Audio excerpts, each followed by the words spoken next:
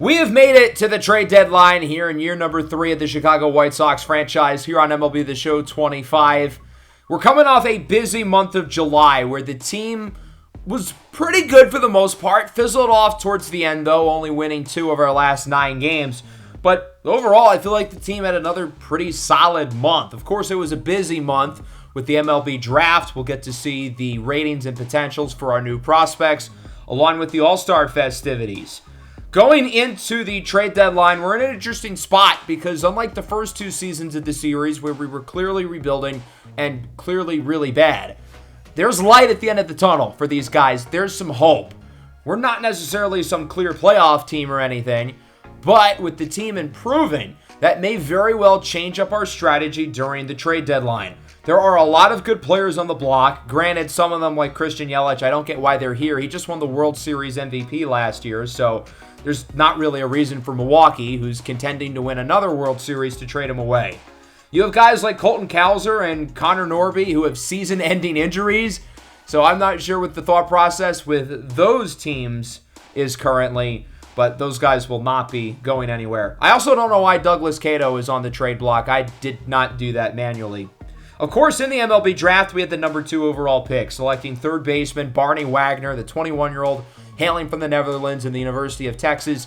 He was signed along with the rest of our draft picks in the last episode, and as I said, we'll be going through those guys a little bit later. We had 2 All-Stars, the first of which, no major surprise, Luis Robert, back for a second straight year, having another great season. He's been on a tear as of recent with 6 home runs in his last 10 games. He has been crushing the ball since the start of the second half of the year, but he was not our only All-Star and All-Star starter, to be exact, as our catcher, Edgar Caro, the rookie sensation, not only makes the All-Star game, but is an All-Star starter in his first real season. I mean, how cool is that as a rookie being elevated on the biggest stage? He's currently in first place for the Rookie of the Year. He is currently in first place for the Silver Slugger at the catcher position. I mean, he's been one of the best players at his position in the league. He's now top 10 in the AL in home runs. He leads all catchers in that category. He also leads in RBIs, tied for the lead in hits. In terms of WAR, he has climbed all the way up to 3rd, only trailing Pat Bailey, who leads by a lot, and then Cal Raleigh in 2nd place. Caro, of course, had the swing for the fences spin with the wheel in the last episode, so we will revert his stats back to normal. He had 10 home runs through the month of July, yet it did not hurt his contact at all. He's hitting .350 over his last 10 games. So even though his contact ratings were in the 40s, his average went up in the month of July while crushing the ball, hitting for incredible power. We also got to see Kyle Teel come back, and we really got our first look at this catching duo with both of these guys playing now at a high level as proven big leaguers. Kyle Teel's had a great year, 941 OPS, which to put that in perspective, Edgar Caro's OPS is still in the high 700s. Caro's the guy getting all this superstar treatment, and deservedly so. But in terms of the slash line, Kyle Teel has been the more efficient player offensively this year. But we don't need to make it a competition. We've got 2 really, really good players at the catcher position who I'm excited to build around for the foreseeable future. In terms of the pitching, Drew Thorpe coming back from injury has been electric. He's been awesome over his last few starts since coming back from the injury in early May. The rest of the pitching's been a little up and down, though. German Marquez has not been consistent. Hagen Smith has not taken the leap we would have hoped for. He's been a lot more up and down this year as opposed to his rookie season last year. Noah Schultz has been good, but he's really been the only consistent arm in the rotation other than Drew Thorpe. We have Jairo Iriarte in the rotation for now. He just made his first start of the year. Was not particularly good, and this kind of feels like the last hurrah for Iriarte as a starter. He's going to have to play well over this next month or so. Otherwise, the starting pitching experiment for him might be over. So as we look at our situation going into the trade deadline, we're 49-61. Not really in the mix for a wild card spot, but there are plenty of teams who are worse than us, which shows the amount of progress we've made after finishing with the second worst record last year and the worst record the year prior. There are some interesting players on the trade block, but most of them don't really make sense. They're either not really good enough, or in the case of like Colton Cowser and Christian Yelich, it's like, why would those teams trade those guys away, especially in the case of Cowser, who's coming off a torn Achilles and is still out until early next season. The name who we've talked about over the last couple of episodes is Brian Ramos, and this is never really something I had thought about until the wheel spin, the coddle me spin, where we have to keep him high in the lineup for the rest of the year and keep him at third base. That's been kind of an issue for us. I want to move him around. I want to put him at first or second, and I'd rather him hit lower because he's had a hard time getting on base. His approach is the best it's been of his career. His best walk rate, his lowest strikeout rate, yet he's just not really hitting the ball, and he's a really bad defensive player to go along with that. So it's gotten me to thinking over the last couple of months, could we look to trade him away? Because I'm not sure if this is something I really want to deal with moving forward, if he's going to be a diva. I mean, he can't defend. Contact is not great. The power hasn't really been there this year. And if we look at the amount of money he's going to want in the future, it's going to be a lot. He's about to enter arbitration this offseason, so he still has 3.5 years left of team control, but his salary number is going to get a lot larger over the next couple of years. Despite that, though, I think there would be a lot of value across the league. He's only 24 years old, multiple seasons of 20-plus home runs. Someone of his age with his power body of work, that's got to excite some teams, in my opinion. In terms of landing spots, I actually think the Dodgers could make some sense. The guy I would like to target would be starting pitcher Jackson Ferris. Age and rating pretty similar to Ramos. Doesn't really seem like they'd be willing to do that. And all the other pitchers here are in their later 20s. So I don't really think that's going to ultimately happen. After doing some more experimenting with some other teams, I changed my mind on the idea of trading Brian Ramos. Even though he's not having a good year, and even though there are some issues in terms of, him wanting to be coddled, I think these are issues we're just going to have to work out. I mean, this is a 24-year-old third baseman with multiple seasons of 20-plus home runs. Obviously, the talent is there. We need him moving forward. There is a different position player that I think we have to trade, now, though, and that's Akil Baddoo. He's been great this year, and I love the guy, but this is the highest his value will ever be, and we need to take advantage. 3.1 WAR, that is third on the team currently, only behind Luis Robert and Edgar Quero. He's hitting close to 300. OPS is in the mid to high 800s. But he hasn't been that good over the last couple of months. His WAR was at 2.7 after the month of May, which was 5th in the American League. So since then, over the last 2 months, it's only been 0.4. And if you look at the amount of money he's going to want over the next couple of years, this is just not a contract I'm looking to hand out with guys like Douglas Cato and Braden Montgomery developing in the outfield. Baddoo's going to have more value now as opposed to next year because, for one thing, he's going to have a full less year of team control next year, but also his numbers are probably going to be worse. I don't expect him to hit 450 through the first month of the year like he did this season.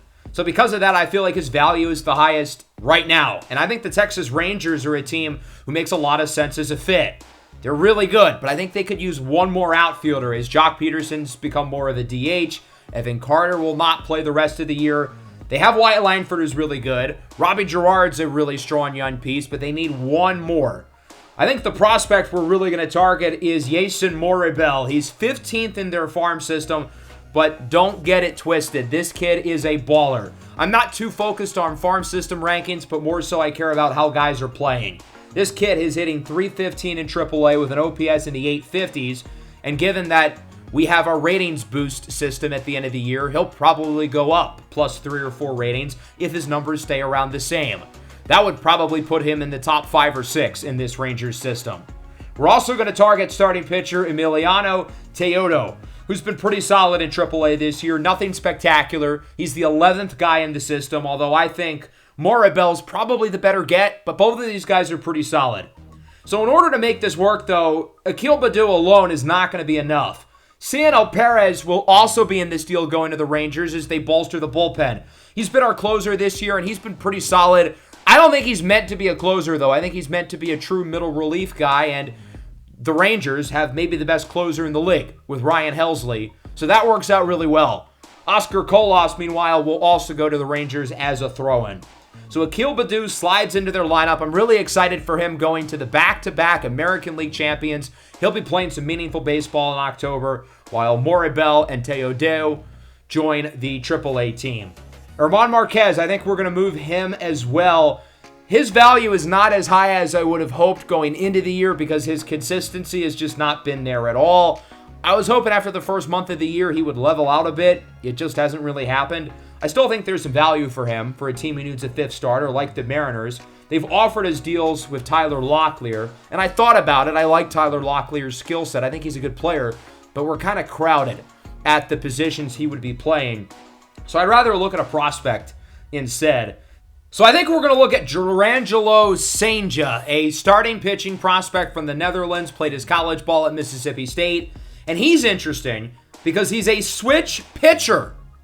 Not something you find every day, but he throws with both arms. First rounder in 2024 has developed kind of slowly through their system. He's a top 10 prospect for them. Hasn't been spectacular in AAA though. This is going to be a 1-for-1 trade. That's the only prospect we're going to end up getting. So the Mariners add a fifth starter in German Marquez, and we add a wild card of a prospect in Cijntje, who is probably the only switch pitcher in the game. I'm excited to see how that works. From there, I decided to make a couple other small deals, although I had thought about going after Jared Kelenic from Atlanta. He's very similar to Akil Baddoo. Like, their skill sets are really, really similar. But I figured if we're going to trade away Akil Baddoo, what's the point of just getting Kelenic? So instead, I decided to do something else. I decided to take on a little project for myself, and that is resurrecting the career of Ben Joyce, the flame-throwing righty from the University of Tennessee, who once upon a time looked like the closer of the future for the Angels. In 2025, he was terrific, 2.18 ERA, 2.08 the year prior, but over the last couple of years, he's regressed. Nearly 8 walks per 9 innings. That is really bad. So he's not going to have that much value given that he's not some young guy. Over 4 years of MLB service. It's going to cost us Terrell Tatum, who's a pretty solid outfield prospect. He's been pretty good in AAA, 1.7 WAR. I think this is worth the gamble, though. I have a plan of attack with how we are going to develop Ben Joyce moving forward, and I think he can possibly be a long-term mainstay in the bullpen. I wanted to add one more depth outfielder. I felt like Dominic Canzone would be a good choice, but the Diamondbacks are willing to throw in John Curtis essentially for free. So I figure why not? I don't think this is unreasonable for Arizona because it's not like he's had that good of a season this year. Plus, he's a free agent. But I think he would benefit us. As I've said throughout this series, one man's trash is another man's treasure. And I think he can give us some value in the bullpen. Canzone, meanwhile, is another guy who can give us some solid reps in the outfield. He's played for a few different teams. I think he actually started in Arizona before going to Seattle. He's having a really good season in AAA. Just has not been able to catch on at the big league level. We'll be giving away Zane Mills, who's a fringe top 20 prospect. He's pretty solid, but we're deep in terms of pitchers. And then Ryan Galaney at first base. We have a lot of first basemen in the system, so I think we can do without him. I think this is a good deal for us. We're getting 2 major leaguers. Curtis is actually going to be the closer moving forward, replacing Cionel Perez, and Dominic Canzone will be a nice depth piece. So those are the 4 moves we are going to make. Ultimately, we trade away a number of our veterans. Akil Baddoo, Cionel Perez, and German Marquez are gone. We get a little bit worse for the current, but we add some nice prospects for the future and some guys who I think will be able to make an impact for us down the line. Let's go back to Ben Joyce. As I said earlier, I have a plan of attack on how we are going to develop him. The plan consists of him going back down to the minors. He's got to get his control figured out. The 8 walks per 9 innings is really bad. He has all of his minor league options still, so there's not a problem in using one. The goal is he pitches in AAA in August, and if he does well enough, we're going to call him up in September. So after all that, we've got 2 open spots on the roster. We're going to start with Oswaldo Escobedo, who I think at this point is too good for minor league baseball. 315 average, OPS is near 1,000, 3.4 WAR, that is in the top 5 in terms of all AAA position players, and the 3 guys ahead of him have 100 more at-bats. So Oswaldo has been basically the best position player in minor league baseball, particularly over the last few weeks. 6 home runs in his last 10, 857 slugging, 1335 OPS. AAA is too easy for him. I think the best course of action for his development is just to take his lumps at the big league level and try to hope he can develop that way. We had him up during the month of May, and he hit 250. The contact is there, but the rest of this game was not. Power was bad, plate discipline was bad, defense was bad. So hopefully that ends up being a little bit better. We are also going to call up Wilkeman Gonzalez. I've been waiting to do this for a while. He's been a little worse than he was last year in AAA, but still quite solid. The consistency this year has not been great. That's why it's taken him this long to get up. But I wanted to make it a point this year to have him get some starts in the majors. So for now, he will join the rotation as the replacement for German Marquez. The lineup certainly looks a little bit different, and we kind of have to dance around a little bit with Brian Ramos forcing himself in the top few spots. He can only play third base. It makes it harder to get certain guys like Oswaldo Escobedo and certainly Cody Hosey in there, especially considering Hosey can only play third base. The biggest change for now is that we're going to try Colson Montgomery at leadoff.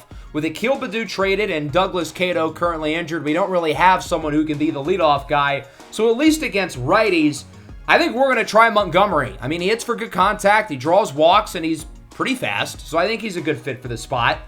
In terms of the pitching, as I said, John Curtis will be the closer. Wilkeman Gonzalez moves into the rotation where German Marquez was. All right, let's talk about some trades across the rest of the MLB. There are a lot. We'll start small and work our way up. The only trade asset for the Rockies is Griffin Canning, who's having a pretty nice season for them, 3.07 ERA. He is going to the Cubs for a 1-for-1 swap for 23-year-old pitching prospect Drew Gray. Chicago is on the outside looking in at the NL wild card, and they need a fifth starter. Double trouble. The Nationals are trading both Dennis Santana and Luis Garcia, and they're trading them within the division. Santana made the All-Star team for the first time this year, while Luis Garcia has had one of the best seasons of his career. They are both going to the New York Mets, who are chasing a title in Queens. The Mets wanted to make it a point to keep Lucas Campos, their international free agent signing, who has been a superstar in AAA. I think he's going to be one of the 10 best prospects in baseball going into next year. They wanted to keep both him and Chavez, but in order to get both of these players, they had to part with one. Chavez has been just as good, but he's 3 years older, which is why they're willing to do this. Carson Bange, meanwhile, has been the complete opposite in terms of AAA production. Negative 1.5 WAR. The Nationals are going to look to resurrect him.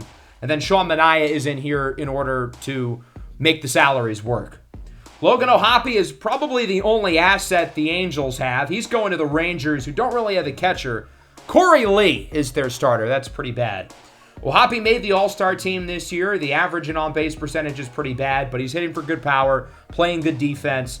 And really anything's an upgrade over Corey Lee as your starting catcher. I mean, we know that all too well.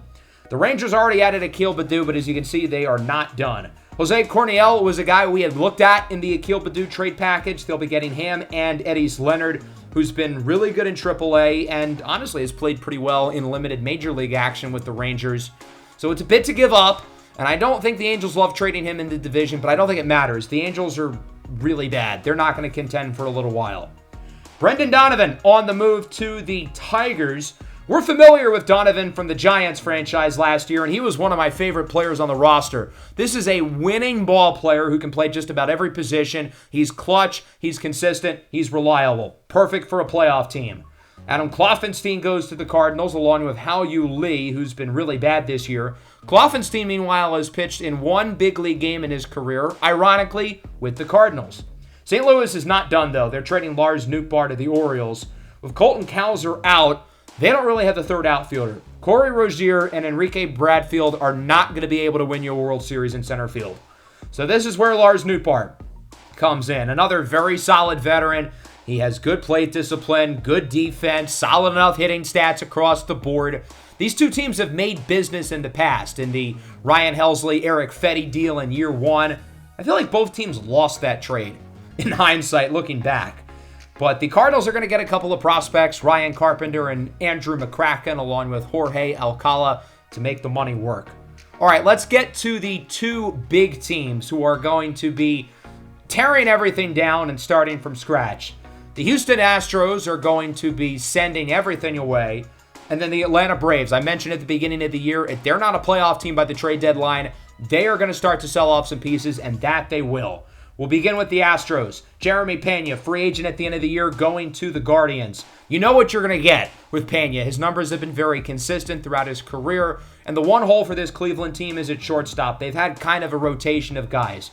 Chase DeLauder hasn't really gotten an opportunity in the big leagues. He's been blocked by others. It's a 1-for-1 swap. DeLauder will go right up to the big league team for the Astros. Isaac Paredes is headed to the Miami Marlins, who have been the biggest surprise in Major League Baseball this year. With Connor Norby's season-ending dislocated ankle that just happened a couple weeks ago, the 2026 All-Star will be out of the lineup, and they need a new third baseman. Isaac Paredes has a fairly similar skill set and will be a somewhat seamless transition considering the circumstances. Joe Mack and Kurt Rubel, meanwhile, are headed to the Astros, two solid prospects, but the Marlins are not done. They will also be getting Josh Hader from Houston. Their bullpen has been really good this year. Everybody's overperforming, but they could use that one dominant reliever. Why not get the 7-time All-Star in Hader, who is still really, really good with multiple years left on his contract? Porter Rush, Javier Sinoja, and Carter Johnson are headed to the Astros. Miami's not done, though. This trade has 3 parts. Isaac Paredes, Josh Hader, and Yordan Alvarez are all going to the Marlins. The reason why Miami has taken a leap this year is the pitching. John Means, as we talked about in the last episode, has saved their team. But their offense is kind of mediocre. Why not get a guy in Yordan Alvarez who can be the anchor of the lineup for the next year and a half?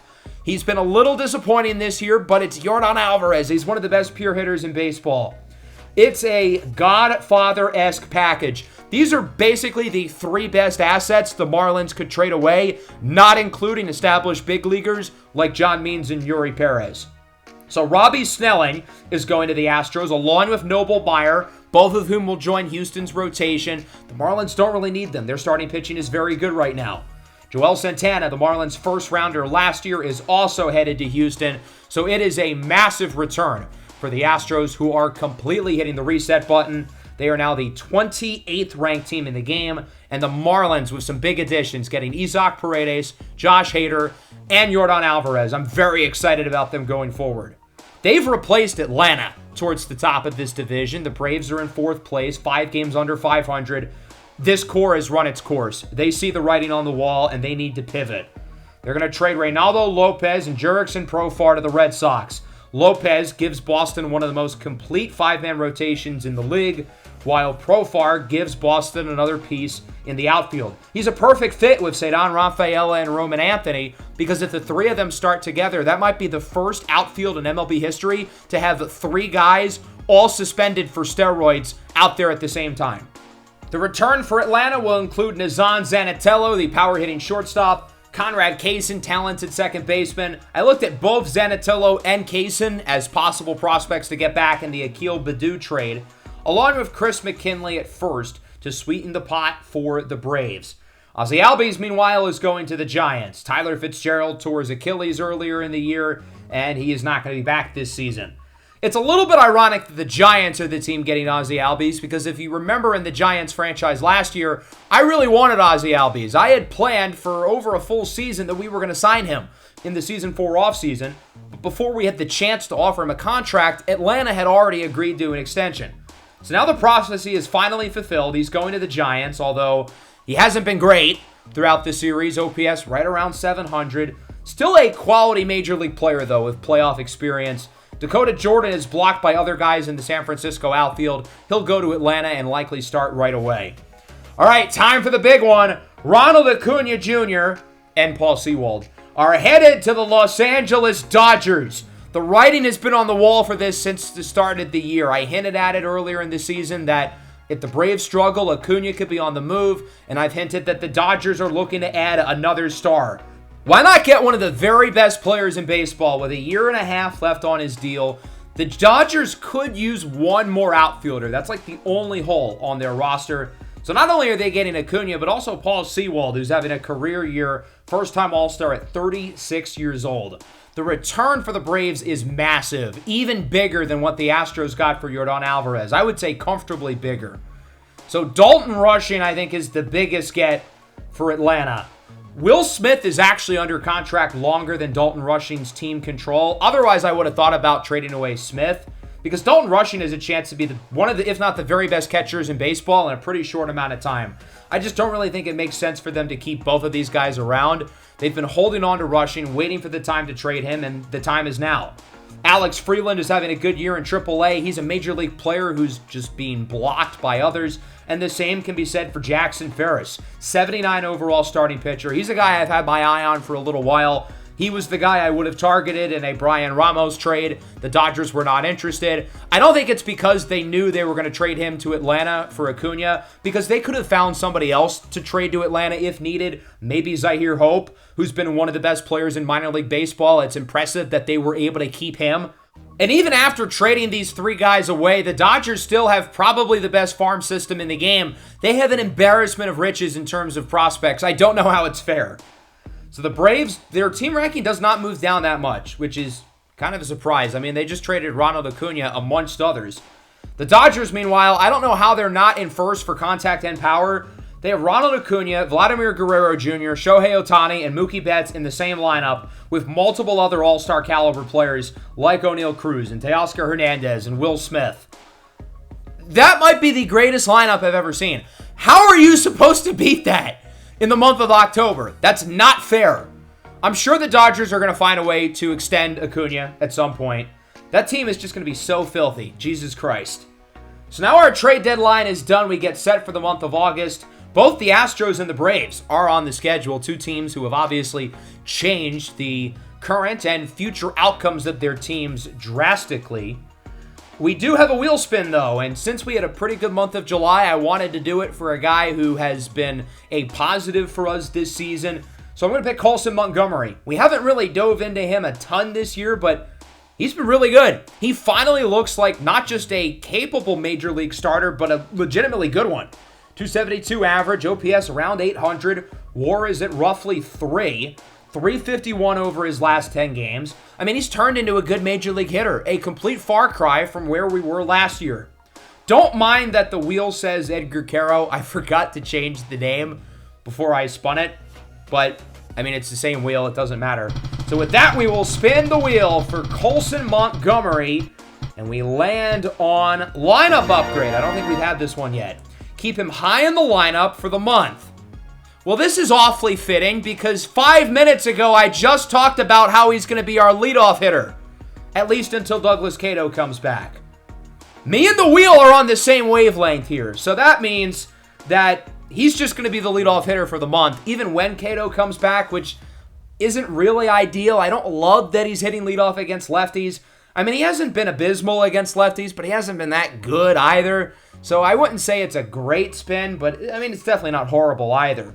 As for the division we'll be covering, we've got the AL West. We'll talk about some of our NL Central results from the last episode.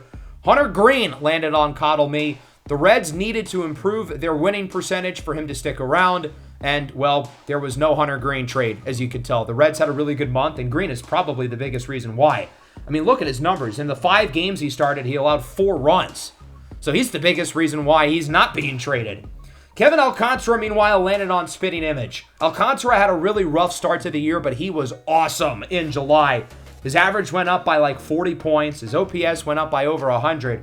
So he's going to get a full season's worth of upgrades. He's earned it for how well he's played. He's now an 85 overall. His potential takes a nice boost as well. That wheel spin worked out awfully well for Kevin Alcantara and the Cubs. So now that brings us here for the AL West. We will start things off with the Texas Rangers, who are looking to make the World Series for the 4th time in 5 years. And the biggest reason for that is Corey Seager. So he's going to be our spin, and he got a pretty good one, landing on Boosted. I don't even know if he's going to really need it because his hitting ratings are already pretty ridiculous. But now they are even more insane. He's going to have to play really well to keep them. Not just well, but like even above what he's doing currently. The Mariners are kind of chugging along, fighting for a playoff spot, and I feel like Cal Raleigh would be a good one. The power numbers are low for him. Only 9 homers this year, but that should change. Swinging for the fences. He will now have 99 power against both righties and lefties for the next month. His contact ratings are in the toilet, but as we saw with Edgar Caro, his average still went up, even with minus 20 contact. The A's are kind of stuck. I mean, they're not horrible, but they just can't really seem to take the next step in their rebuild, and I think Lawrence Butler encapsulates that perfectly. Lawrence Butler needed a little bit of a boost, and he is going to get it. Suspicious surprise. +7 ratings across the board, but he will have to spin the suspensions wheel going into the month of September. So for now, he's a 91 overall. There's a chance he keeps these boosts, or there's also a chance that he's busted. After that, we have the Houston Astros. It's a new beginning for them with many of their older key pieces gone. So why not pick one of their new players? Robbie Snelling joining the rotation. Spitting image. He's got to have a good month, but if he does, he'll get a nice boost as a reward. The Angels suck, like a lot. They are 29-80. That is just horrible. So I thought about picking Russell Russo, the generational draft pick who has not been good. He might not look so generational after this season when we change his ratings, but I felt like there was another player more fitting. This is the worst team in baseball, so why not pick the worst player in baseball by WAR, and that's Zach Neto. -2 WAR this year. He has been just a disgrace. Well, he's going to get +1 to every attribute, so he's going to go from really bad to still really bad, but maybe a little bit less.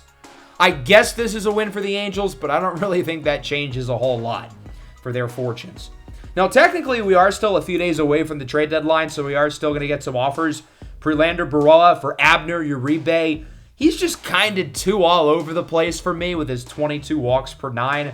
The Tigers' offer is Brant Herter for Berroa. I don't think Detroit would ever do this. Brant Herter is an absolute demon. So, for their sake, we are going to say no. That brings us to the series against the Marlins. Wilkerman Gonzalez will make his big league debut in the second game, and for what it's worth, we will get to see John Means in the last game. Speaking of the Marlins, they would offer as a trade, and it is a fascinating one on a number of reasons. Douglas Cato would help their roster a lot right now. Connor Norby, meanwhile, is out for the year. However, Connor Norby is the better player. So this probably is kind of a win for both sides. I'm going to say no, but it was a really tempting idea. So in this first game, we ended up winning. Drew Thorpe, 7 scoreless. He is a demon with home runs from Emmanuel Rivera and Luis Angel Acuna. That'll bring us into game 2. We will player lock with Wilkerman Gonzalez making his big league debut. We got Gonzalez in the 2024 offseason. He was part of the Garrett Crochet trade package. Does that count as a win for Boston? Because he was the best pitcher on the planet during the 2 years they had him, but now he's on the Mets. And the pieces they gave us are all really good. Kyle Teal's one of the better catchers in the league. Brandon Montgomery looks like a strong piece for the future, as does Wilkerman Gonzalez. The Sox have not played their best ball, despite winning the last game 6-0. As I said earlier, we had only won 2 of our last 9 games before that. We'll see if Wilkerman Gonzalez can change our fortunes here. He had a solid start to the year in AAA. I don't think he was as good as he was last year, but still pretty good. 4-pitch mix, including a fastball that tops at 95 and a very effective slider. We'll start with Xavier Edwards hitting just under 300 as this one is poked into the air and left. Teal chases after it, and he makes the catch! Kyle Teal with a leaping grab for the first out of the inning. Teal's going to play in the outfield quite a bit over the next couple of months. Him and Edgar Caro switching out of that catcher spot. Obviously, we want both of them to play every day because they're 2 of our best players. Miguel Castilla over to short. Colson Montgomery makes the throw. Castilla was the Marlins first rounder back in 2025. He's already carved out a nice role for this team. Yordan Alvarez went 2 for 4 in his Marlins debut. Really the only guy who hit off of Drew Thorpe. But he chases the changeup for strike 3. First career punch out for Wilkerman Gonzalez. It's a 1-2-3 inning. And I think the best part about this start is he's getting run support. Colson Montgomery, leadoff home run in the first. Cody Hosey with a 2-run shot here in the second. Jonah Bride bloops it into the air, and Escobedo cannot make the play. A 63-mile-an-hour single. That is unlucky for Wilkerman Gonzalez. That pitch was nowhere near the strike zone. It was a great pitch given that he baited Bride into swinging, but it turned into a hit. And now there's another base runner for the Marlins. Isaac Paredes with a walk, and now Gonzalez has to get himself out of the jam. 2 on, nobody out for Otto Lopez, who goes down on the slider. Big strikeout for Gonzalez. If he can put this ball on the ground, that would be gigantic. Griffin Conine, the 2025 National League Rookie of the Year. Swinging and miss on the changeup. Hey, that works too. Punch out number 3 for Gonzalez. 2 on, 2 away. Chas McCormick, another former Astro. He obviously wasn't just acquired, but, I mean, this team has a lot of Houston influence. Count is full. Runners will go. McCormick hits it high and somewhat deep into right. Luis Robert starting in right field today, not center, will make the play. With the lack of outfield depth, Luis Angel Acuna is going to play a little bit in center field, kicking Robert out to right occasionally. Into the third, Alex Weissman making his season debut, a 49 overall. Hit that one pretty well. Sharp liner to third, caught by Brian Ramos for the first out of the inning. Xavier Edwards is now up for Miami. Count is even 2-2. Liner to third again. Brian Ramos showing off the leather. Not a great defender, but he makes back-to-back nice plays. Miguel Castilla now up for the Marlins. Count is even 1-1. This one is lined into right, and Lou Bob will make the play, diving to the ground. I feel like he didn't need to be dramatic, but hey, aura points. It looked cooler. 3 scoreless innings for the Dominican righty, looking very impressive in his big league debut, but now he's got to face off against Yordan Alvarez again. Swinging a miss on the sweeper. Alvarez 0 for 2, pair of Ks for Gonzalez. That is his 4th of the evening. Jonah Bride is now up for the Marlins. The only hit of the game for Miami was by Bride back in the second. Chopper over to third. Ramos makes the play. Wilkeman looks awesome here in his big league debut. I mean, it could be that big league teams don't really have tape on him, but the guy looks good. I mean, he's confident. He's comfortable. He's not letting them hit the ball hard as Paredes grounds it to first. Rivera makes the play. I mean, this really should be 4 no-hit innings. If not for a 63-mile-an-hour bloop single, there would be no hits for Miami up to this point, as it's now 5-0. Lou Bob and Emmanuel Rivera both driving home runs. Zato Lopez hits this ball high and deep into left at the track. It is caught for the first out by Teal. We don't want to overwhelm Gonzalez. I don't want to have him out there for like 7 or 8 innings or anything, but with him pitching well, I'm not going to take him out yet. Griffin Conine now up for the fish. This one is hit sharply over to short. Montgomery has it go off of his wrist. Throw to first, not in time. They're going to call that a base hit. I cannot say I agree with that one. I feel like that should be an error. That was a makeable play for Colson. Chas McCormick now up for Miami. Count is full. Swinging a miss on the changeup. These low pitches right on the edge of the strike zone have fooled the Marlins all night. 1-2 now for Alex Weissman. Blooper to second. Escobedo makes the play. That's 5 scoreless for Wilkeman Gonzalez. The hope is that we'll get one more inning out of him. I didn't plan on having him go 6 innings coming into the game, but with how well he's pitched, we got to keep him out there. He's only allowed 2 hits, and neither of them should have been hits. We'll see if the Marlins can get rolling here. It is the top of the order, due up, trailing 5-0, a full count. For Xavier Edwards, with his speed, he's not really a guy you want to let up on base, so it's not ideal that we start the inning with a leadoff walk. Edwards is aboard for some of the best hitters on the team. That'll start with Miguel Castilla. Count is even 1-1. This one is lined into right, and this ball will drop for a hit. And all of a sudden, Miami started to get somewhere. Edwards over to third. Runners on the corners, nobody out. After only letting up 3 base runners in the first 5 innings, Gonzalez has let up the first 2 here in the 6th. And with Yordan Alvarez due up in a big spot in this game, we are not going to keep Wilkeman Gonzalez in. Really strong Major League debut, though. 5 scoreless innings so far. We've got to hope that stays this way, as Enoli Paredes will look to keep the 2 runners on base away from home plate.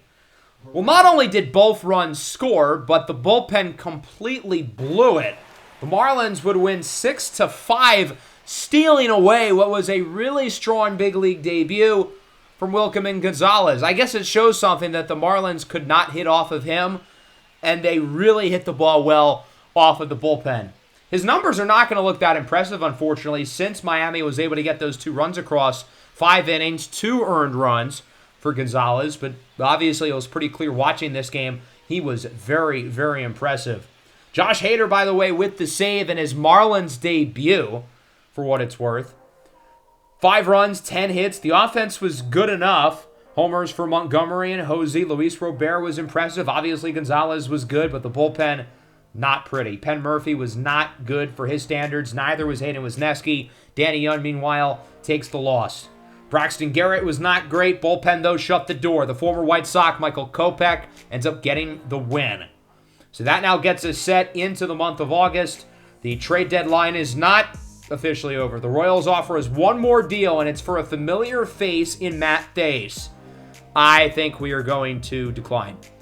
So now the trade deadline is finally over. We've made it to the deadline for signing draft picks. We have already signed everyone, so that's not really an issue.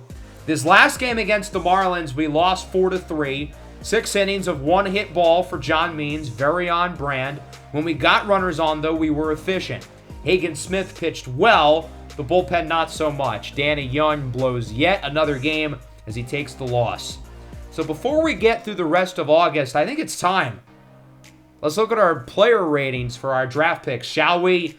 Got some interesting stuff here. Barney Wagner, 69 overall, 88. Ezra Valenzuela is an 81 overall with 93 potential. And the other high potential is first baseman Connor Belliard at 88.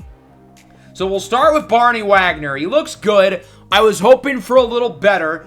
But as I've talked about with him, I love the skill set, the contact, the clutch rating, the plate skills. Very advanced for a 21-year-old. Defense, he's a little bit of a tweener. I don't think he has the range for shortstop. I don't think he has the arm for third. We're going to have to figure that out. But I really like him. I think he's one of the best, if not the very best prospects in our system. Ezra Valenzuela, meanwhile, looks like a machine. I do not think he will throw a single pitch of minor league baseball. If he's good enough in the spring next year, he will be a major leaguer. I'm really happy we picked him in the second round, going for the really good relief prospect over a pretty good starting pitching prospect. Of course, we picked Wagner over a couple other big-time prospects, including Antoine Sonnenberg, who is a generational player for the Blue Jays. 82 overall, 99 potential. He's not one of those 78, 79 overall generational guys. No, he's an 82. He looks unbelievably good. This skill set to me is identical to Tommy Rogers from the Giants series in terms of the offensive profile, in terms of obviously the speed. I mean, he's basically a clone of Tommy Rogers. So we passed on the generational prospect. I know it's not a great look. I'm not that worried about it, though. Generational guys are hit or miss, as we've seen with Russell Russo this year with the Angels. Barney Wagner is much more advanced offensively. The contact is better. The plate skills are better. The power is worse, and obviously the speed is worse. But I don't think the ratings tell the full story. I think they're a lot closer than 13 overall points apart. It still stings quite a bit, though, but I'm excited about this new rivalry with Wagner and Sonnenberg. The Tigers with a 78 overall first baseman, Avi Hole. He looks really good. And it's not like he doesn't do anything other than hit. He's a really good defensive player as well. I think he's probably going to start for them right away. Could see a Spencer Torkelson trade in the offseason. Rolando Sixto, 98 potential catcher for Minnesota. With Ryan Jeffers' struggles, this is perfect for them, along with multiple good pitchers. Mark Rosas, 72 overall for the Astros. He looks like a perfect replacement for Yordan Alvarez. I don't think he's going to play at all in the minors. Hugh Shealy, the number one player projected to go in the draft, number one according to our scouts. We passed on him. Looks like Wagner's the better player. We also passed on Armando Mendez in the second round for Valenzuela. That looks like a good decision as well. Mendez looks like a good pitching prospect, but I'd rather the great reliever than the good starter in like 3 or 4 years. The Braves with 3 A potential guys. This is how you start a rebuild. This is obviously a front office who knows what they're doing. I think this team could be pretty good pretty quick. They'll build one of the better farm systems in the league pretty fast. Jermaine Riley's a guy I liked. William Rivero, 96 potential, 74 overall. This class is loaded with good players at the top. Tommy Black, number one pick. Looks the part, 65 overall, 93 potential. On one hand, in a vacuum, that's a good number one pick. He's a really good prospect. But with some of the other guys picked after him, could the Nationals regret it? And likewise, I mean, we have to play devil's advocate. The same could be said for Barney Wagner at number 2. Salvador Gonzalez was a guy I was really high on, 65 overall, 85 potential. So he's not going to hit the ceiling that I thought he could, but he's no slouch. He's certainly a first-round level prospect. Maybe I shouldn't have given him, top 5 hype, but I think he's quite good. Rich Bartley, the number 3 pick. Our scouts were not high on him, and our scouts were right. He looks mediocre. The Padres with a great draft. 4 prospects, at least 87 overall. Only one of them in the 90s, though. Then into the AL East. DeAndre Kutch looks pretty good. Humberto Urbina with the Red Sox. And then Edward Flood. We scouted him a lot. 94 potential. Jesse Romero for the Yankees. 81 overall. I think he's going to fit very nicely in Yankee Stadium. Ira Cordova looks good for the Rays. And then that brings us back to, of course, Antoine Sonnenberg in Toronto. And then Barney Wagner with us. There's a lot of prospects who on paper look better than Barney Wagner, who we passed on. I'm still very excited about Wagner. I really like his skill set. I think he fits with us perfectly. And I think his selection at number 2 will age well. I know it doesn't look great right now, but trust me, I think we're going to develop him into an awesome player. So I think I want to play one of these games against Seattle. We're going to simulate the next 2 weeks. 3 games at home against Detroit. Then Akil Baddoo returns. That's kind of fun against the Rangers. 3 games in Kansas City, and then 4 on the road once again, facing off against the Detroit Tigers. So we'll start here with Detroit tied at 3, top of the 9th, 1 away.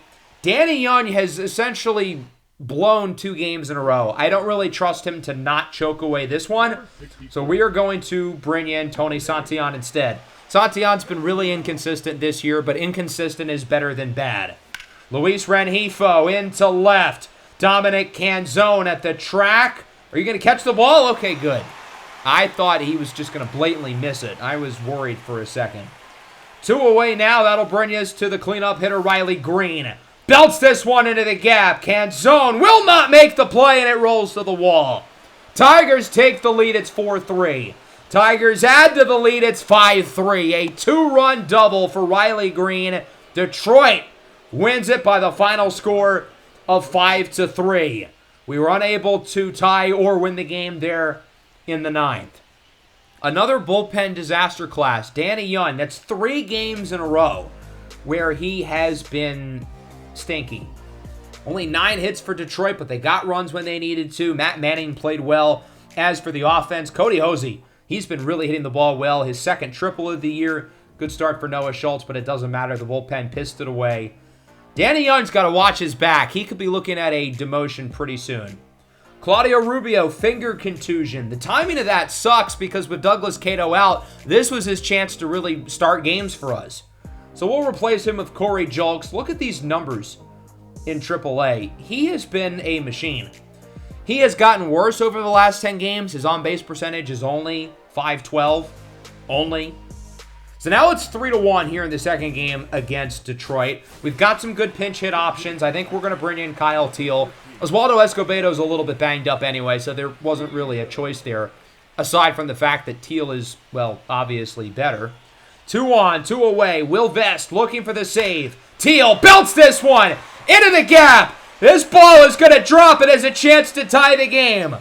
Rounding third, headed to the plate. The throw, not in time. Daniel Schneemann is safe. 2-run double for Kyle Teal off the bench. We're tied at 3. So the closer, Will Vest, blows the save. He's yanked out of the game and will be replaced by Joe Jimenez. Facing off against Emmanuel Rivera. Full count. Belts it up the middle. Base hit. That could do it. Teal waved around. Meadows the throw. Not even close. And the White Sox walk it off. Kyle Teal and Emmanuel Rivera are the heroes. We were down to our final out. Trailing by 2. Making the decision to pluck Kyle Teal off the bench. Drives in 2 and scores the winning run. That was a really bad throw at the end by Meadows, but he homered twice. It's hard to be too upset with him. Great start for Ryan Weathers, withered away by the Detroit bullpen at the end. Jairo Iriarte was pretty solid. I'll take it. He went almost 6 innings. So Corey Julks sprains his ACL right after he gets called up. I mean, we are running out of outfielders. I wanted to wait until September to bring back up Braden Montgomery, but we don't really have anybody else we can bring up. Douglas Cato is going to be back in a couple of days, so Montgomery's only going to be up for a short time, but if he's up, he might as well play. Sure enough, Douglas Cato is back 2 games later, so we'll send Montgomery right back down. He did homer in one of the 2 games, but he didn't really do anything else. Nick Maton is back as well. He has missed the last month plus or so. We're going to have Andrew Monasterio go down to AAA. He has more walks than hits. I don't know if that's a good thing or a bad thing. The plate discipline's great. The batting average, not so much. So we won the last game against Detroit, but we're not doing too hot against the Rangers so far, as we are in danger of getting swept. Trailing the series 2-0, but we've got a chance here. Runners on the corners for Colson Montgomery. Swing and a miss on the slider. Ryan Helsley has been the best relief pitcher maybe in Major League Baseball this year, and he's able to get the save. We're unable to have more walk-off theatrics as the Rangers sweep the White Sox. They win this game 6-4. Noah Schultz was not good, but Prelander Berroa threw 6 scoreless innings after the third. Prelander Berroa makes no sense to me because he hasn't had a very good season, but he sometimes has these games where he's in there for like 4 or 5 innings, and he's just like in his zone. I don't get it, but he was really, really good today. He ended up going 6 scoreless, let up 2 hits, 1 walk, and basically kept us in the game. You may have noticed that Akil Baddoo is not in the Rangers lineup. That's because he's not going to play regularly when the opposing team is starting a lefty. So only played in 1 game against us. He did homer in that game, so he played pretty well. As for Berroa, let's look at his last 10 games. This guy makes no sense. He has some of these games where he goes 5, 6 innings, doesn't allow runs, and then he has games where he lets up 4 and 5 and 6 runs. I mean, there's no middle ground with him. He's either really, really good or really, really awful. He's Jonathan Cannon, but like even more extreme. I didn't know that was possible. So now here against the Royals, Kyle Teel has homered twice, and he's got a chance for a third. We've had opportunities in the past to get 3 home run games with Kyle Teel, and both times previously we were successful. Full count from Leclerc. This one isn't well. Deep into right center. It's got a chance. At the wall, it is gone! 3 home run game for Kyle Teel, and the White Sox have blown the doors off of this one, adding to the lead, his 12th of the year. Kyle Teel now has a 3 home run game in each of his first 3 big league seasons. He did it as a rookie against the Rays, he did it last year against the Red Sox, and now here against the Royals. If you remember when he got the 3 home run game against Boston, he actually had a chance for a 4th in which he was unsuccessful. And then he did not homer after that for another month and a half. So let's hope we do not get the same result, as we have a chance at 4 here in the top of the 9th. Adding to the lead, it's now 9-3, and he goes down on the circle change. So we will not get 4 with Kyle Teel, but a very impressive showing in a very impressive team win. We take this one 9-3 here on the road against the Kansas City team, who has been disappointing this year. Their record is pretty much equal to us towards the bottom of the standings in the AL Central. Kyle Teel goes 4 for 5. He had a double and 3 home runs, driving in 7. That's a lot. Jairo Iriarte faced off against 2 batters. He allowed a homer to Roger Lerma and then was taken out of the game before Prelander Berroa came in and was not great. So it's only a strained oblique for Iriarte, but as I've said, I'm kind of losing patience. He hasn't shown that he can consistently go deep into games, and it happens here again. Here in the last matchup against the Royals, we are going for the sweep. We won the second game 13-3. The offense is crushing the ball against these guys, and now we have Luis Robert available off the bench with the bases loaded. Against Lucas Erceg. Got him looking on the 102-mile-an-hour fastball. I don't know what he was waiting for. That was a fastball pretty much right down the middle. That'll bring up Daniel Schneemann now for Chicago. First pitch of the AB. Down the line. Fair ball! Everybody's going around. Caro will score for the lead. We're going to add another run. That's Acuna. Bases clearing double for Daniel Schneemann, and it's 4-2. Daniel Schneemann, I've noticed, in clutch situations, turns into Barry Bonds. I don't know what it is with him, but in the big spots, when the lights are the brightest, when everybody else on the team seems to fall short, he seems to deliver. Oswaldo Escobedo now drills this one into right center. That ball's going to drop and it'll roll to the wall. It's 5-2. Waldo rounding second. Heads for third. He is safe. An RBI triple for Oswaldo Escobedo. And the big 8th inning propels the White Sox to the win. and the sweep.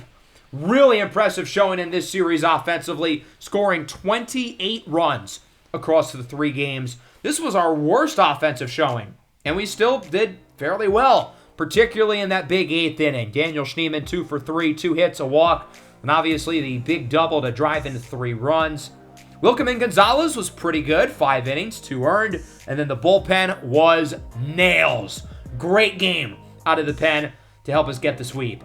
Claudio Rubio is back healthy from his injury, and even though he's playing really well, there's not really a spot for him. I would rather him play every day in AAA than just sit on the bench. So we're going to have him go down to the minors. Corey Julks is back healthy. He will join Claudio in AAA. Luis Robert has a 2-homer game. He has a chance for a 3rd. The rest of the team, though, only has 1 hit. He's the only guy who's shown up. Swinging and miss on the slider. Good pitch by Joe Jimenez. We will not get the 3-home run game for Lou Bob. And the win streak is over at 3. The Tigers end up taking this one 4-3. We added another run late, but didn't end up mattering. Luis Robert was terrific, but he was the only guy who I guess Emmanuel Rivera had 2 hits. I'll give him slack. But otherwise, the rest of the team was not good. Prelander Barol actually got the start, his first of the year. The reason why I did that is because it was Jairo Iriarte's scheduled start. He's healthy. He could have gone if we wanted him to, but I wanted to give him a little extra time off just in case. Better to be safe than sorry. We will lose Luis Angel Acuna to a sprained knee ligament. He seems to have a bunch of small injuries that pop up every so often. I'm a little worried he's kind of injury prone, as we will replace him with Brooks Baldwin. Some of the notable games that we have not gone over yet include this 3-0 shutout win at home against the Tigers. 7 more scoreless innings for Drew Thorpe. He didn't pitch as well in his next game, but it didn't matter. We scored 13 runs. We didn't really rely on the power, though. Only 1 homer by Luis Robert, but everybody contributed. Thorpe went 5 innings, allowing 3. Here against Detroit, we lost this game 4-3. Kyle Teel and Oswaldo Escobedo homered. First career long ball for Waldo. His second career homer came the very next game. Edgar Quero homering as well. And then this last matchup, we lost 8-5. The offense did hit the ball pretty well. Wilkerman Gonzalez, meanwhile, really struggled. 2 innings, 7 runs allowed, 4 earned, 3 unearned because Oswaldo Escobedo had 2 errors. His defense sucks, and I mean it is bad. I will say he's hitting the ball well since we recalled him up. He's been good offensively. Slugging in the mid-500s over the last 10 games, homered twice at Comerica Park, no less, but his defense is so bad. I mean, his defensive ratings aren't good, but they're not, like, horrible. And he's not playing his secondary positions. He's playing second, which is his regular spot. So I'm really not sure what the issue is, but his defense is completely atrocious. So I wanted to play this first game here against Seattle because we have a really good pitching matchup. Brian Wu for the Mariners against Drew Thorpe on our side. Bullpen's been playing well, though, as of recent over the last 8 games with the addition of John Curtis as the closer. The guys have been pretty good in the back end as we take a look at both lineups, 1-9 for each side. Seattle comes into this game 68-56, currently fighting for one of those wild card spots in the AL. Hard to imagine they win the division over Texas. Drew Thorpe has been one of the hottest pitchers in baseball as of recent. ERA sits at 2.56. Whip at 1.18. He is absolutely awesome. As we get things started with Jarren Duran, made the All-Star team this year for Seattle. Got him looking. Part of the Logan Gilbert swap with the Red Sox, a trade that has worked out well for both sides, with both players making the All-Star team. Single up the middle with 1 away for the infielder Edmundo Sosa. Finally a full-time starter in Seattle, where he's been really, really good for the Mariners. Julio Rodriguez, that one gets away from Teel, who is starting at catcher today. I want to have Edgar Quero catch a little bit less. I think we're putting a little too much on his plate. He is in the lineup today, but only as a DH. Luke Raley, meanwhile, chases the slider for strike 3, and Drew Thorpe, despite allowing the base hit and the wild pitch, is able to get out of the inning pretty harm-free. Brian Wu, All-Star in 2026, has not been much worse this year. He is really good. 2 very similar pitches in the sense that they're not going to overpower you, but both Thorpe and Wu keep runners off the bases. They've improved their strikeout rates. I mean, these guys, I think, have a chance to be consistent all-stars in the AL over the next couple of years. Wu, in particular, I think he's a little better right now than Thorpe as he gets Colson Montgomery on the check swing. That'll bring up Luis Robert now, full count, 2 away, and he will draw a walk. My one complaint with Luis Robert is he doesn't draw enough walks. His walk rate took a nice leap after year 1, but over the last 2 years, it's gone back down to where it was.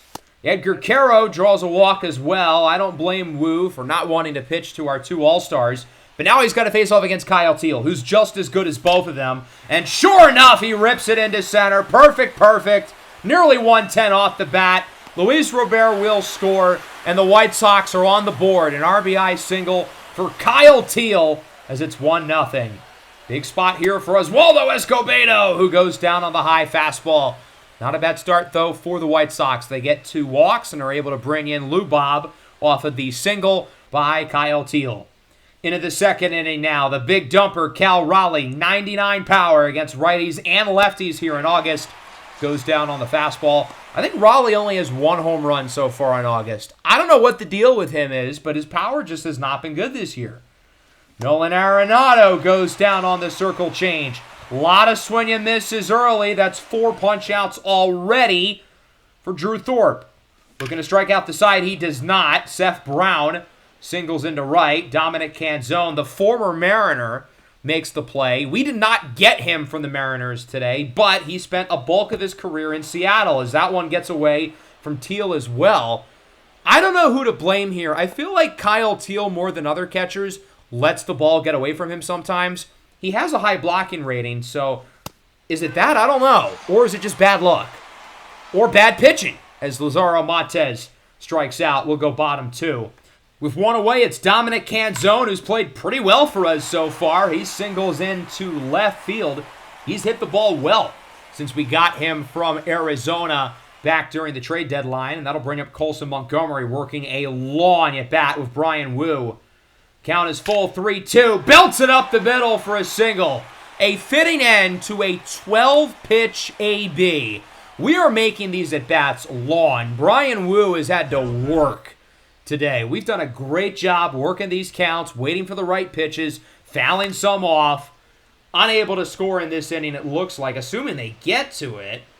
And they will off of the weak hit by Brian Ramos. So the Mariners are able to pull themselves out of that pickle, but Brian Wu's pitch count is getting high quickly. We have had some long at-bats against him up to this point, and that will bring us into the third. Back to the top of the order for the Mariners. Full count for Duran. That pitch was in there. I don't think he went around, but I don't think it mattered. That was a strike anyway. Edgar Caro hits it on the ground well. What a play, though, by Edmundo Sosa to make the scoop for the second out of the inning, as that will bring us into the fourth. J-Rod leads things off. He hits it well into right. If it's fair, it's gone. Off the foul pole, fair ball. 362 feet for Julio Rodriguez, his 17th of the year, and the Mariners are on the board. This game is tied at 1. Seattle was waiting for something to go their way offensively. Now Luke Raley, if this one is fair, it's gone, and it curves foul. Not even 5 feet away from the pole. Drew Thorpe's got to watch himself now, mislocating a couple pitches, but he gets his payback there on Raley with the cutter. Cal Raleigh now up for Seattle, 3-2. This one is belted into the gap. Could go for extras as it will roll to the wall. Luis Robert will call off Cato, probably because his arm is quite a bit better. It is a double, though, with 1 away for Raleigh and a real chance for Seattle to potentially take the lead. It's Nolan Arenado now for the Mariners. Sends this one into center. That will go for a hit. Raleigh around third. Robert lollygagging out there. It was a good throw, but he took a second longer than he needed to get rid of the ball. The only chance he had of throwing the runner out is if he hurried up. Even if the throw was a little bit offline, it was worth the shot. Nice play there at third by Ramos off of the liner by Lazaro Montes. Mariners get 2, though. Homer by J-Rod and an RBI single for Nolan Arenado. We'll go bottom 4. 2-1 lead for Seattle. Oswaldo Escobedo over to third. Arenado backhanded play. The throw is offline. An error for one of the all-time greats defensively at the hot corner, Nolan Arenado. 1-2 for Emmanuel Rivera. He goes down on the slider. Good pitch there by Bryan Woo. That'll bring you up Dominic Canzone now. Singled in his first at-bat. Another Lanye B. As sure enough, this one is belted well. Crawford will not make the play. An infield single for Dominic Canzone, his second hit of the game. And Seattle's going to take out Bryan Woo. Just 3 1/3 innings. But for a team who's fighting for a playoff spot, they know they've got to be smart with how they use their pitchers. And with the amount of long at-bats we've had today, they're going to take him out a lot earlier than they would have hoped, replacing him with Carlos Vargas. Montgomery with 2 away, pops it in the air. Vargas looks to get out of the jam as it is caught by Cal Raleigh, and it will remain 2-1. Let's travel into the 5th. Drew Thorpe's pitch count is getting high as well. The Mariners are working a lot of long at-bats themselves. Crawford goes down looking. That'll bring us back up top. Jarren Duran got him looking on the fastball. A hat trick for Duran. 0 for 3, 3 strikeouts. I think he could use a bigger tennis racket if he wants to actually hit the ball. Edmundo Sosa looks at the sweeper. That'll be a walk. First of the game for Drew Thorpe. Julio Rodriguez homered his last time up. Sosa goes for second. Throw is high. Tag is in time! Edmundo Sosa unable to steal the bag. I really didn't think that was a great throw by Kyle Teel. It was a bit high. Sosa had a late jump, though. You know what? I kind of think he was safe. Not complaining, but I kind of feel like he got there. That'll probably be it for Thorpe as we go to the bottom of the 5th. Ramos into left. That ball will scrape over. How did he hit that over the fence? He did not hit it hard or well. But hey, all home runs are created equal. Home run number 12 on the year for Brian Ramos. For a guy who is not hit for great power, we'll take it any way we can get. Whether it's 88 miles an hour off the end of the bat or he barrels at 460 into center. Edgar Caro got it on the sweet spot as he sends it into right center. That baby's out of here. 392 for Caro, the rookie sensation with home run number 25 on the year. Not many rookies can say they've hit 25 dingers. Certainly not many rookie catchers can say that. And even fewer can say they've hit that mark halfway through the month of August. So it's now 3-2. Couple of home runs for the White Sox, but they're not done. Another hit for Teel, his second of the game, a single into right. I don't think it's much of a coincidence that right when Bryan Woo comes out of the game is when our offense really starts to get rolling. Emmanuel Rivera now up for Chicago, 1-1. This one is hit softly, and it is caught by Edmundo Sosa. But a big inning for the White Sox. Pair of homers for Brian Ramos and Edgar Caro as we go to the 6th. Thorpe's day is done. He'll be replaced by Enoli Paredes, 3.19 ERA. He's been really solid for us this year, better than he was last year. Julio Rodriguez is up, and he chases the slider for strike 3. Great pitch, great at bat by Enoli Paredes. That'll bring up Luke Raley. Nearly homered his last time up. This time he's going to make sure to time it a little better. Awfully high and deep into right. 439 for Raley. We are tied at 3. Home run number 12 this year for Luke Raley. He hit that one well. And after nearly homering in the 4th, he makes sure this one gets over and fair. But the Mariners are not done. If it's fair, it's gone. Off the foul pole, home run for Nolan Arenado, and Seattle makes it 4-3. Home run number 14 this year for Arenado. Paredes has done a good job for the most part of keeping the ball in the ballpark this season, but he's let up a pair of homers here in the 6th. And after that one, we are not going to keep him in any longer.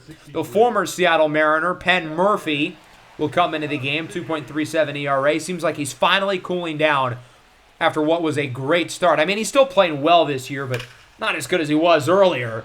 Seth Brown hits it high and deep into center. Canzone and Robert can only watch it. Another home run for Seattle, and it's 5-3. 389 feet, number 15 on the year for Brown. That's back-to-back home runs for the Mariners, and now 3 of their last 4 at-bats have resulted in homers. The only guy who didn't homer in terms of the last 4 batters was the guy with 99 power, Cal Raleigh. They're not done, though. The home run streak may be, but Lazaro Montes will get this one to one hop off the wall for a double. Drew Thorpe comes out of the game, and we forget how to pitch. I mean, our bullpen has thrown away what was a strong start from Thorpe. J.P. Crawford up the middle, base hit by Montgomery. Montez around third. Robert gets it out quicker, but it's not in time. An RBI single for our good friend J.P. Crawford, and it's now 6-3. Back to the top of the order, Jarren Duran, who has 3 strikeouts today. Even he looking to get involved, and he does. I feel like Canzone could have caught that on the fly. Why did he let that bounce? Can't say I love seeing that. So we're going to take Penn Murphy out of the game. Faces off against 4 batters. All 4 of them get hits. I mean, this is not the same Penn Murphy who we had the first 3-4 months of the year. He'll be replaced by Hayden Wisniewski. I felt like we had to throw our best reliever available in because we've got to get out of this inning alive. Third pitcher of the inning for Seattle. It's Edmundo Sosa up. And he gets that one by the diving glove of Montgomery. Crawford around third. Good throw from Cato. It's not in time, though, and it's now 7-3. A 5 spot here in the 6th for Seattle. 3-1. J-Rod draws a walk, and the bases are loaded. This could get ugly fast. I mean, it's already gotten ugly, but I'm talking like really ugly. 3-2. Really goes down on the cutter. He, of course, had the homer earlier in the inning. Probably should have let that one go. It would have been ball 4. So the Mariners homer 3 times. Raley, Arenado, and Brown, they score 5 runs, but they lead the bases loaded. Bottom 6, looking to start the rally. Into right center, this is Douglas Cato. Bounces off the wall, waltzes into second for a double, and so he's in scoring position with 1 away. If we want to start a rally, I mean, down by 4, what better time than now? Cato at third. Down is full. Brian Ramos goes down on the slider. Great pitch by Carlos Vargas as it remains 7-3. We will travel into the top of the 7th. Some work to do here for Chicago as we will keep Hayden Wisniewski in the game. He's looking good. 2 away here for Seth Brown, one of the 3 Mariners to homer in the last inning, and he goes down looking on the cutter.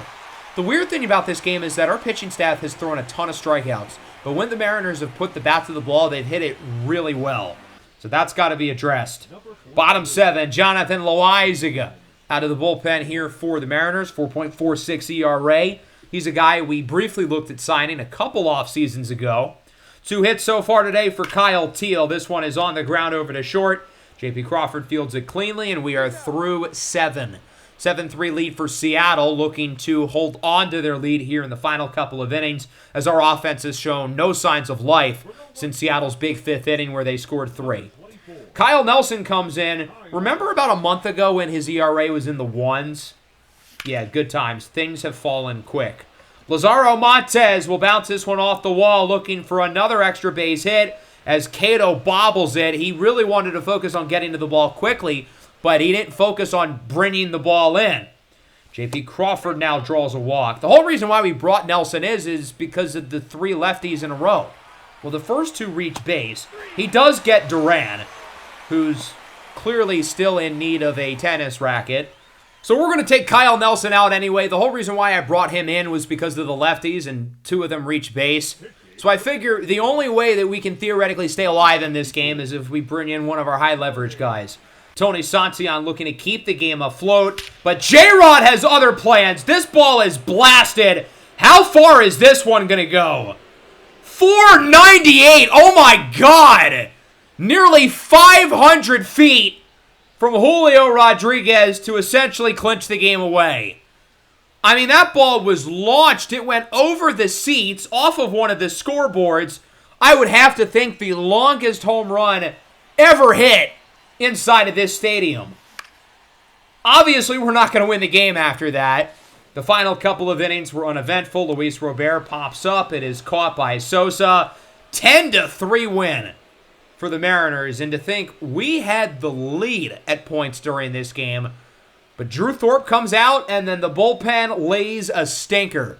Drew Thorpe was really solid. 5 innings, 2 earned runs. I think he struck out like 10. But the bullpen sucked. The Mariners went deep 5 times today, including 2 for Julio Rodriguez, featuring a 498-foot behemoth missile. I think that's probably the longest home run I've ever seen on this game, at least on All-Star difficulty. I'm sure I've probably hit one farther on rookie mode. Brian Ramos did not pitch a while. Neither did Thorpe. Both of these lineups, especially early in the game, did a good job of working the count, and then our offense just didn't afterwards. And then the bullpen obviously sucked.